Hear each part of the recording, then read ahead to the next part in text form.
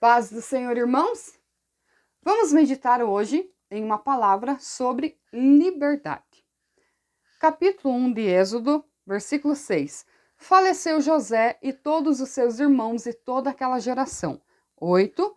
Levantou-se um novo rei que não conhecera José. 11. Os egípcios puseram sobre eles grande carga, e os israelitas edificaram a Faraó as cidades celeiros, Pitom e Ramsés. 13. Os egípcios com tirania faziam servir os filhos de Israel.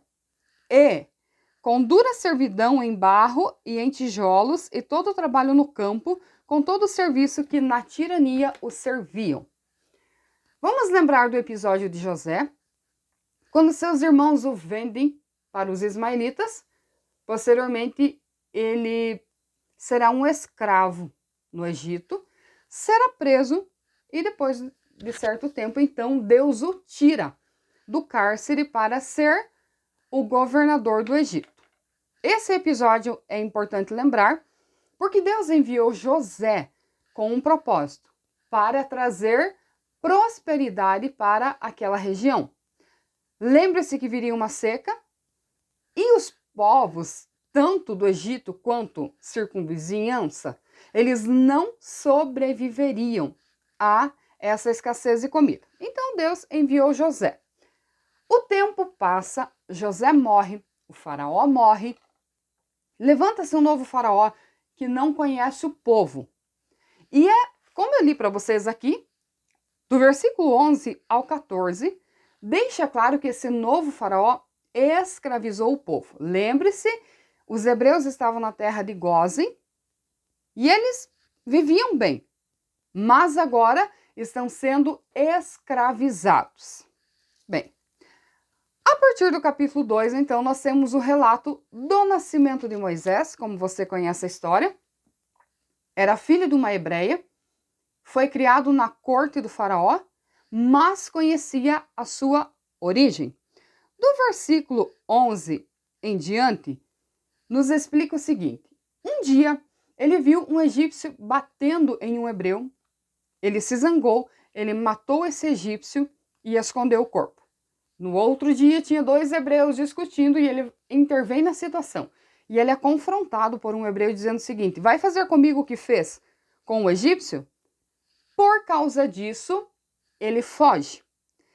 Ele foge e no versículo 16 diz assim: o sacerdote de Midian tinha 7 filhas, as quais vieram tirar água e encher os bebedouros para dar de beber ao rebanho do seu pai. Ele fugiu para Midian, ali ele encontra essas moças, defende elas ali no poço dando água.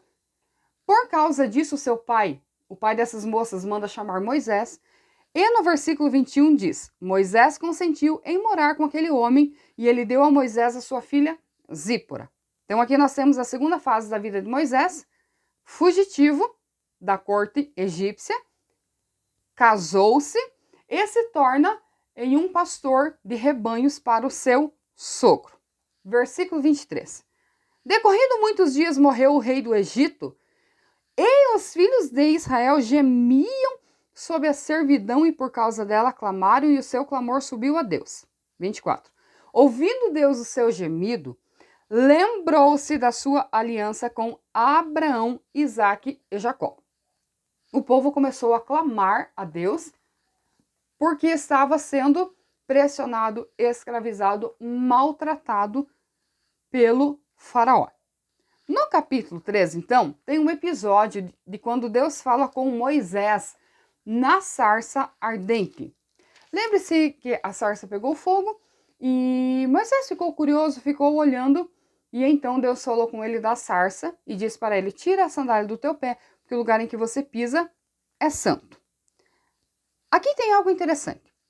Deus irá chamar Moisés para libertar o seu povo. No capítulo 4, você percebe que Moisés argumenta muito com Deus. E ele começa a dizer para Deus o seguinte: eles não vão crer. E aí Deus diz para ele no versículo 2, capítulo 4. O Senhor perguntou para ele: o que é isso que tem na mão? E ele respondeu: um bordão. Deus disse: lança na terra. Ele lançou, se transformou em uma serpente. Moisés ficou com medo, fugiu da serpente e Deus disse: pega na cauda, no rabo. Quando ele pegou, transformou-se em um bordão. Versículo 6. Segundo sinal, disse Deus, coloca a mão no peito. Ele colocou, quando tirou, a mão estava leprosa. Deus disse, coloca de novo. Quando ele tirou, a mão estava limpa. Versículo 9. Se nem assim eles creem em você, e nem te ouvirem, tomarás das águas do rio e as derramarás na terra seca, e as águas do rio se tornarão em sangue sobre a terra.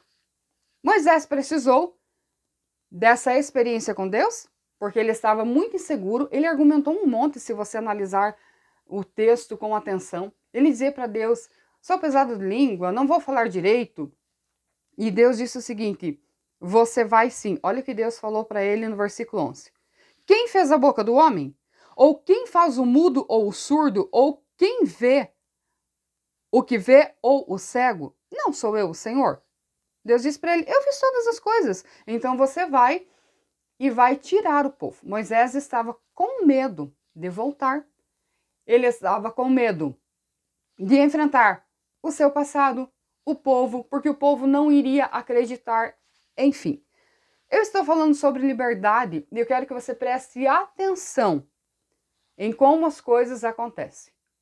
O povo está oprimido, Deus fala com Moisés, tem um processo, Moisés não quer ir, Deus manda ele levar o seu irmão Arão junto, até que os dois vão para cumprir o que Deus determinara. Aqui vai desencadear uma série de situações e fatores para que Deus possa tirar o povo do Egito. Vamos analisar isso. A partir do versículo 18 diz assim, Moisés regressa ao Egito. Olha o que diz o versículo 21. Dirás a Faraó, assim diz o Senhor, Israel é meu filho primogênito.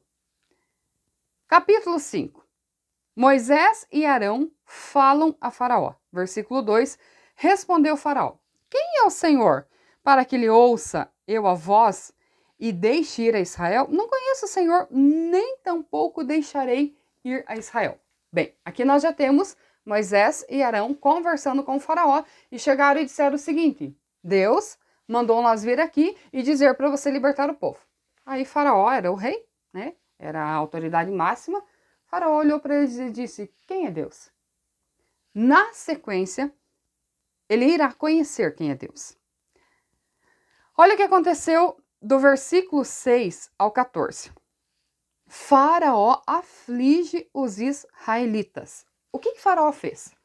Provavelmente se sentiu afrontado, ficou com raiva, chamou os exatores, que eram os líderes dos trabalhadores, e disse o seguinte, dobre o serviço do povo. O povo recebia a palha, recebia a matéria-prima para fazer os tijolos, agora eles vão ter que buscar a matéria-prima e eu quero a mesma quantidade de produção por dia. O povo ficou desesperado, entrou em conflito, os representantes do povo foram falar com o Faraó e Faraó os desrespeita.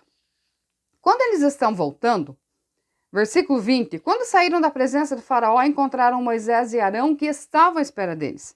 Eles disseram, olhe o Senhor para vós outros e vos julgue, porque nos fizeste odiosos aos olhos de Faraó.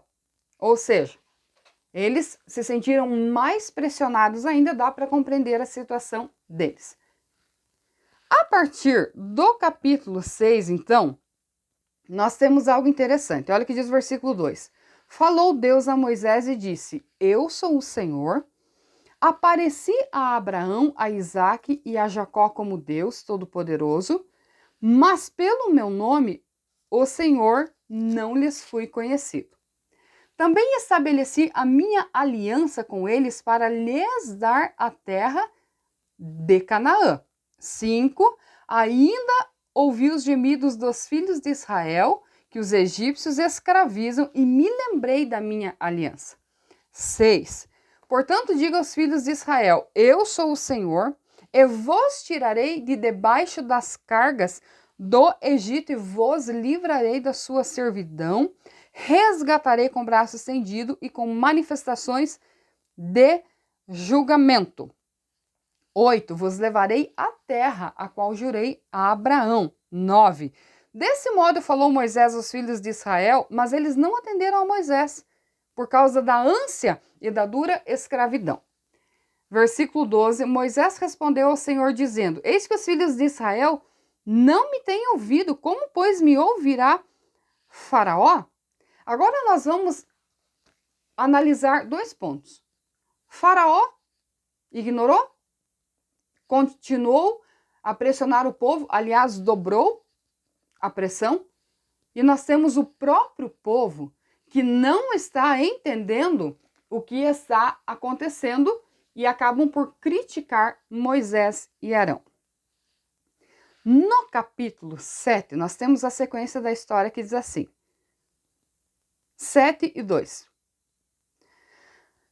Tu falarás tudo o que eu te ordenar, e Arão teu irmão falará a Faraó, para que deixe ir da sua terra os filhos de Israel. Versículo 3. Eu, porém, endurecerei o coração do Faraó, e eu multiplicarei na terra do Egito os meus sinais.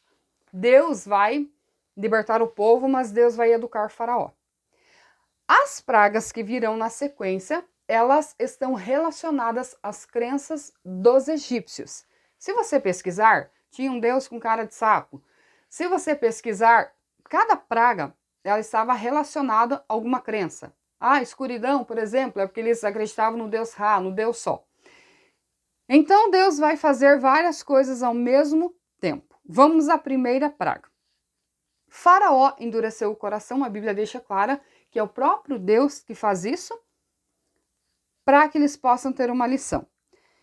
Na primeira praga, disse o Senhor a Moisés, versículo 14, o coração de Faraó está obstinado e se recusa a deixar ir o povo.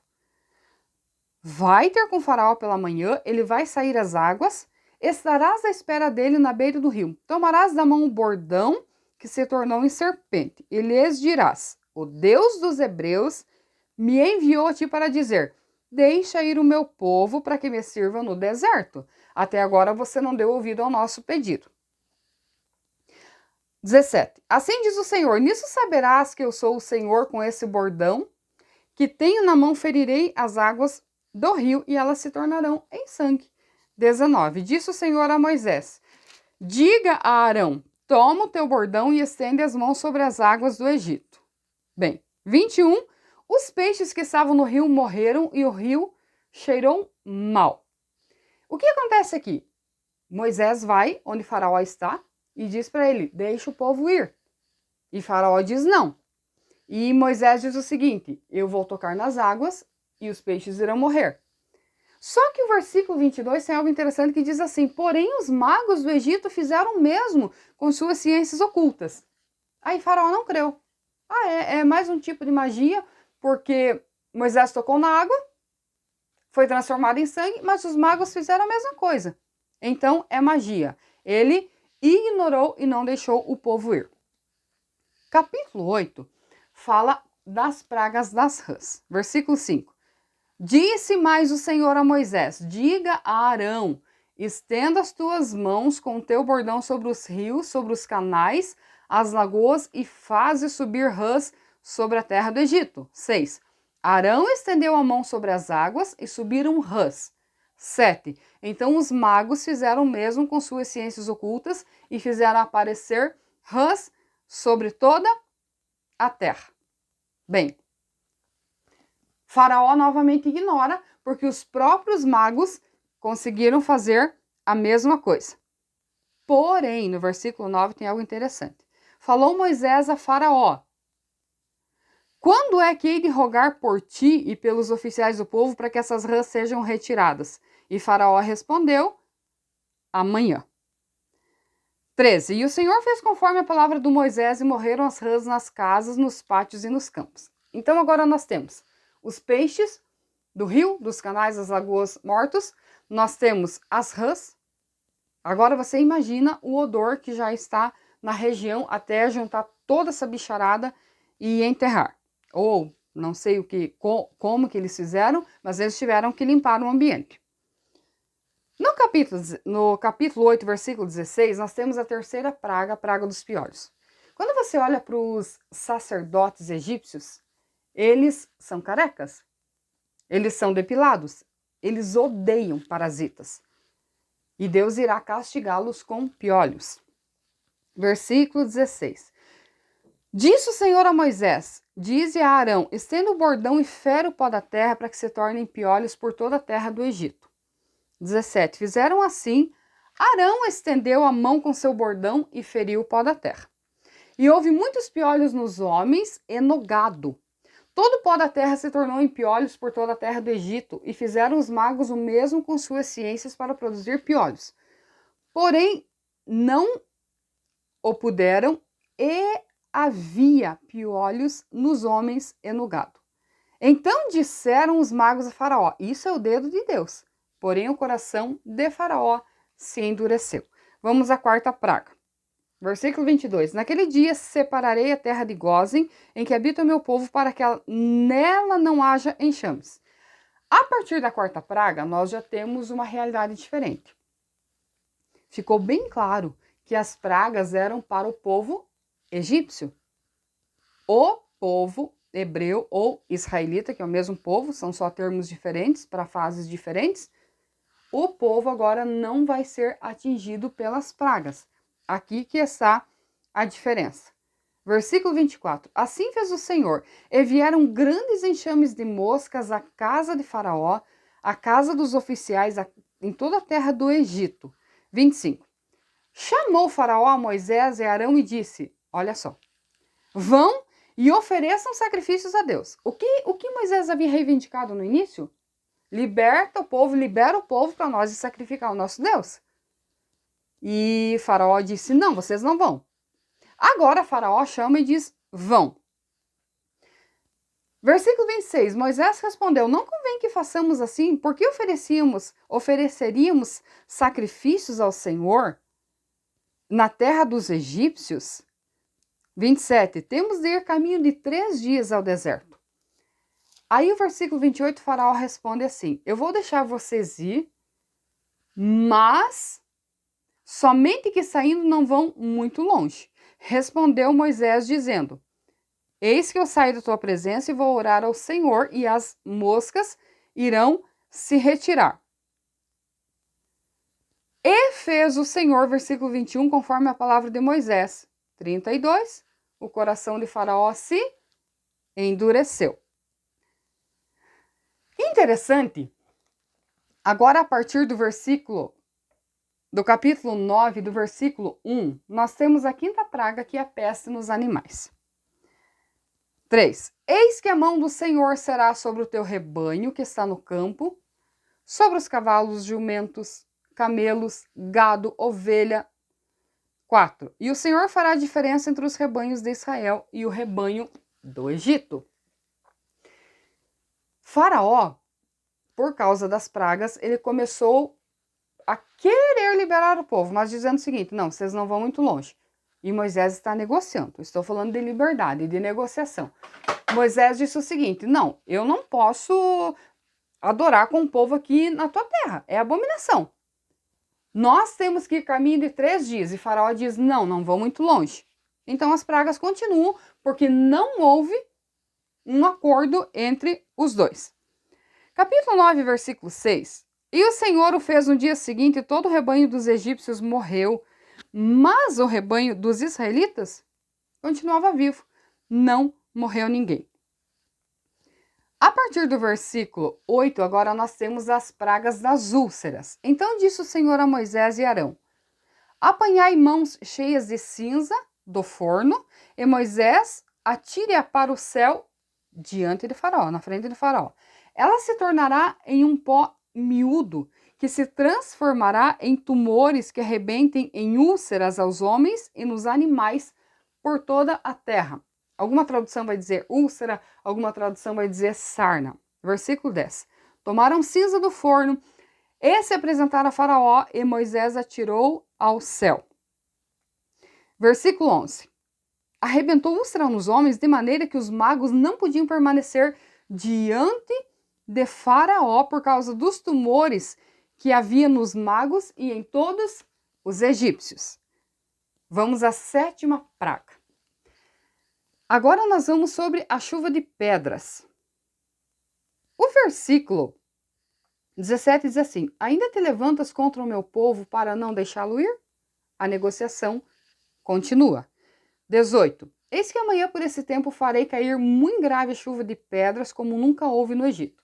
E Moisés disse o seguinte: mande o povo se recolher e recolher os animais. Os egípcios que deram ouvido fizeram isso, recolheram os animais e recolheram os servos. Esses não morreram. Aqueles que não deram ouvido e que permitiram que os animais continuassem no campo, perderam todos os animais e perderam também os próprios empregados. Versículo 22. Então disse o Senhor a Moisés: estenda a mão para o céu e cairá chuva de pedra na terra do Egito.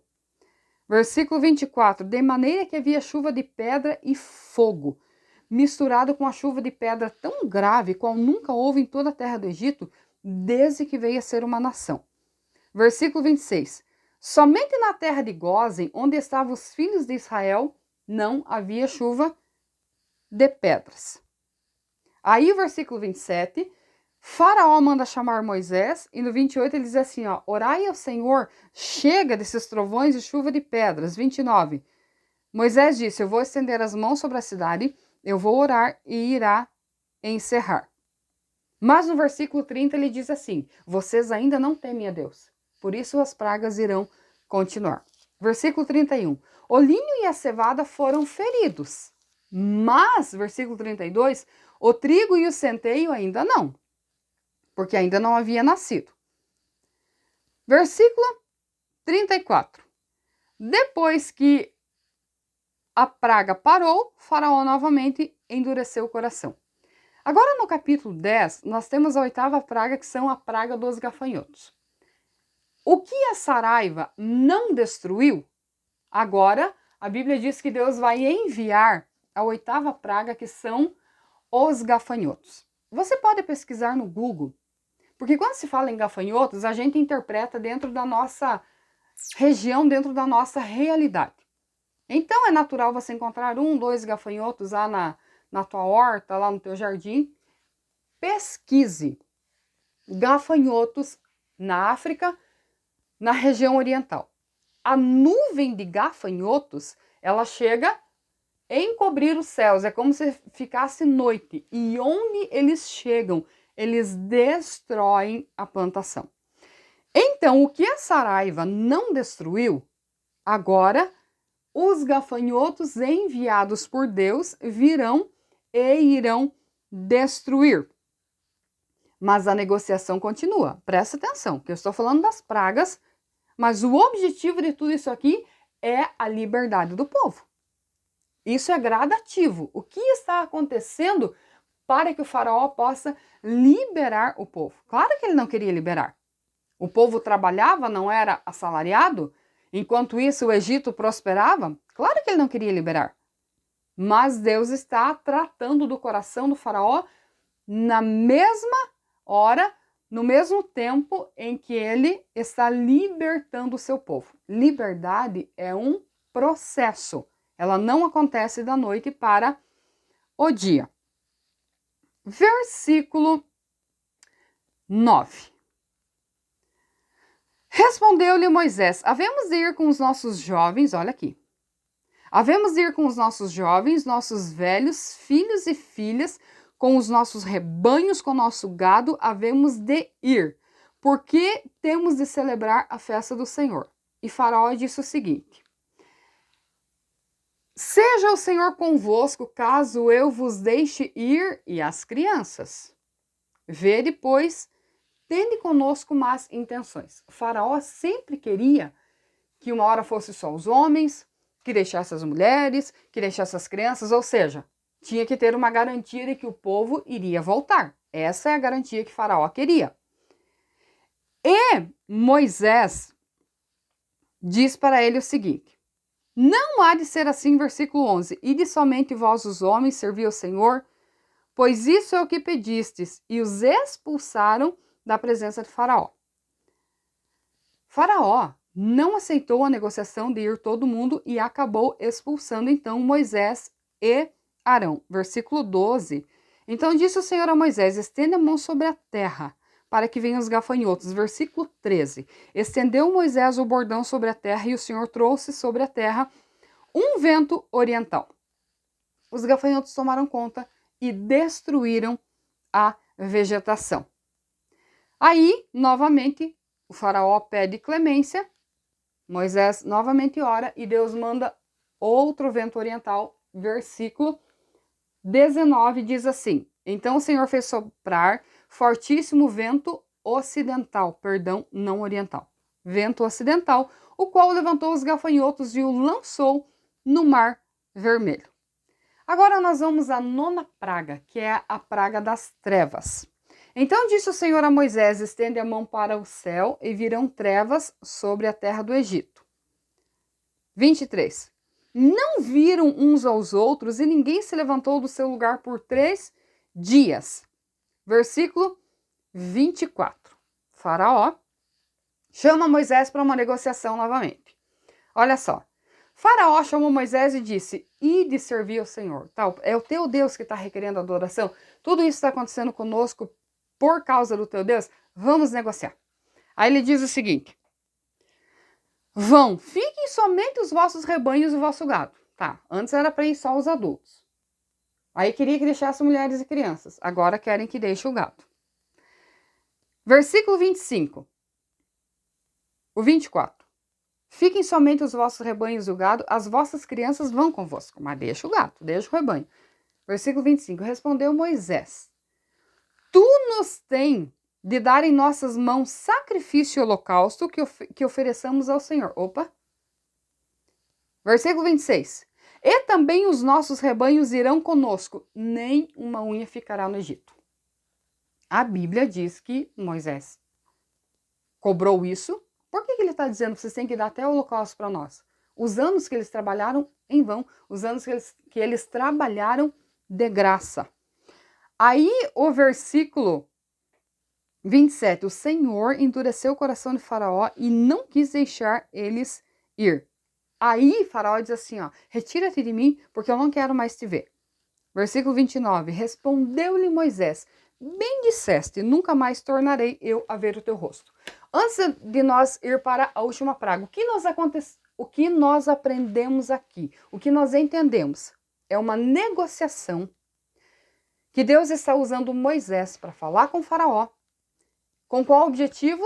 Libertar o povo. Liberdade plena. Você percebeu? Eu fiz questão de passar os relatos, claro que não tem como ler tudo, porque é muita coisa. Você vai ler aí na tua Bíblia com atenção. Mas eu fiz questão de pegar os pontos principais para você perceber que é uma negociação. O faraó sempre quer deixar algo no Egito para que o povo volte. E a negociação de Moisés é o seguinte: não vai ficar ninguém. Vai velho, vai jovem, vai homem, vai mulher, vai criança, vai gado. Tudo que nós temos vai. Então eles estão negociando e Faraó não cede e fica nessa briga e Deus enviando mais pragas. Vamos então à última praga que está no capítulo 11. Versículo 2. Fala agora aos ouvidos do povo que todo homem peça ao seu vizinho e toda mulher peça à sua vizinha objetos de prata e ouro. E o Senhor fez, olha só, com que o povo encontrasse favor da parte dos egípcios. Então eles deram as coisas para o povo. Versículo 4. Moisés disse: assim diz o Senhor: cerca da meia-noite passarei pelo meio do Egito. 5. Todo primogênito na terra do Egito morrerá, desde o primogênito de Faraó, que se assenta no seu trono, até o da serva. Sendo egípcio, vai perder o filho primogênito. 6. Haverá grande clamor em toda a terra do Egito, qual nunca houve nem haverá jamais. 7. Porém, contra nenhum dos filhos de Israel, desde os homens até os animais, nem ainda um cão rosnará, para que saibais que o Senhor fez diferença entre os egípcios e os israelitas. Na terra de Gósen, todo mundo vai dormir em paz. Todo mundo será tranquilo, nem os cães terão perturbação. Mas na terra do Egito haverá um grande clamor, um grande sofrimento, porque o filho primogênito irá morrer. Agora aqui no capítulo 12 tem algo interessante que é a instituição da Páscoa. Bom, eles estão chegando nas portas da liberdade, porque agora na última praga Faraó vai liberar eles. Então aqui tem a instituição da Páscoa, uma preparação. Êxodo significa passagem, saída, liberdade. Moisés chama o povo. Eu também tenho um vídeo só sobre esse assunto, você pode conferir depois. E o povo recebeu uma instrução. Eles deveriam estar prontos, vestidos, né? Aí usa o termo cajado na mão, cingidos os lombos, eles deveriam estar prontos. Cada família deveria fazer aquele ritual de matar o animal, de passar o sangue na porta, deveriam de comer aquele animal todo, portanto, 2 famílias pequenas iriam se reunir com ervas amargosas, com pão sem levedura. Todo aquele projeto ali era para o povo lembrar-se eternamente de que Deus os tirara do Egito. Se não fosse Deus, eles estariam escravos. Então, esse cenário tinha que ficar na mente do povo. Eles tinham que lembrar que foi Deus. Olha agora, após Moisés instruir o povo, claro que ele instruía os líderes, os chefes, e os chefes passavam para as famílias, porque era muita gente. O povo foi todo instruído sobre o que deveriam fazer. Agora Deus vai enviar a última praga. A partir do capítulo 12 e do versículo 29 diz assim: Aconteceu que à meia-noite feriu o Senhor todos os primogênitos na terra do Egito, desde o primogênito de Faraó até o da serva e até o dos animais. 30.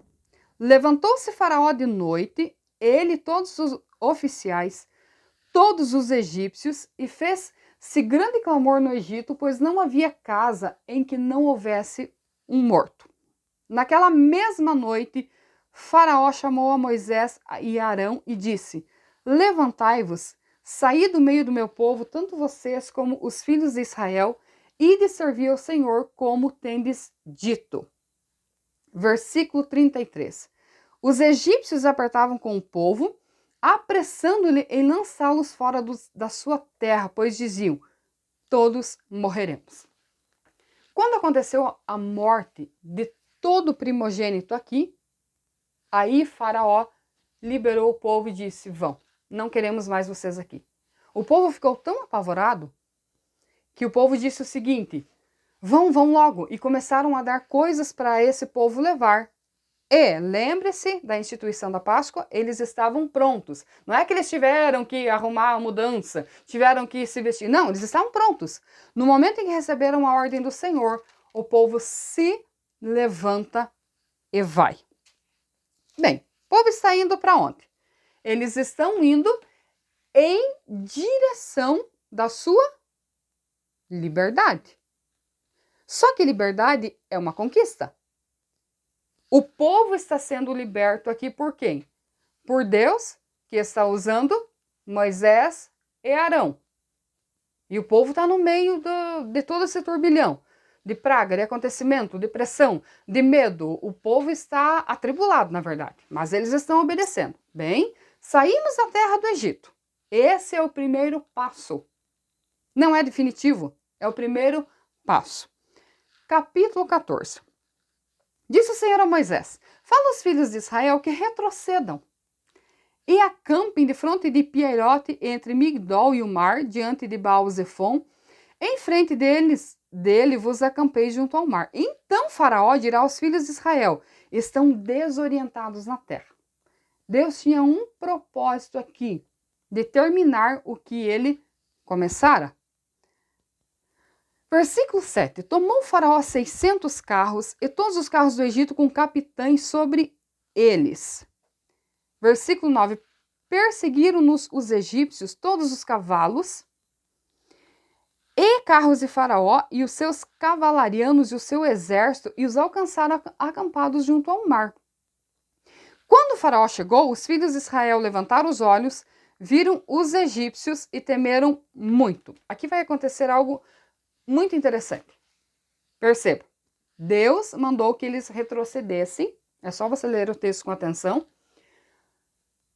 para que Faraó achasse que eles estavam perdidos no deserto, desorientados. Então, conversou Faraó com os seus magistrados, os seus ministros, e decidiram o seguinte: vamos buscar eles de volta. Vamos trazer eles para eles continuar trabalhando para nós de graça. Mas o que impressiona não é isso.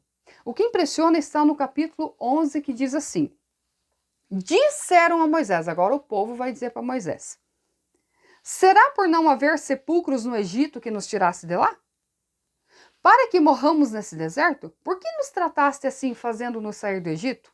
Não é isso que te dissemos no Egito? Deixa-nos, para que sirvamos aos egípcios, pois melhor nos fora servir os egípcios do que morrer no deserto. Eu cheguei no ponto em que eu queria. Tudo isso que eu passei para vocês até agora é para chegar no ponto em que eu queria. A pior coisa é você tentar libertar alguém que não quer ser libertado. A pior coisa é você trabalhar a mentalidade de um povo que acostumou a ser escravo, que gosta de ser escravo. Ora, mas nós lemos no início que o povo estava clamando a Deus, estava sofrendo a Deus. O povo estava sofrendo e o povo demonstrou isso a Deus. E Deus ficou com dó do povo. Chamou Moisés. Todo esse processo para que o povo seja liberto. E o que é que o povo faz? Ah, não tinha sepulcro no Egito para você trazer nós para morrer aqui? É natural eles ter ficado com medo quando viram os egípcios vindo? Sim. Mas um povo que viu todas as pragas, será que esse povo não conseguiu discernir que quem estava libertando eles não era Moisés e era Deus?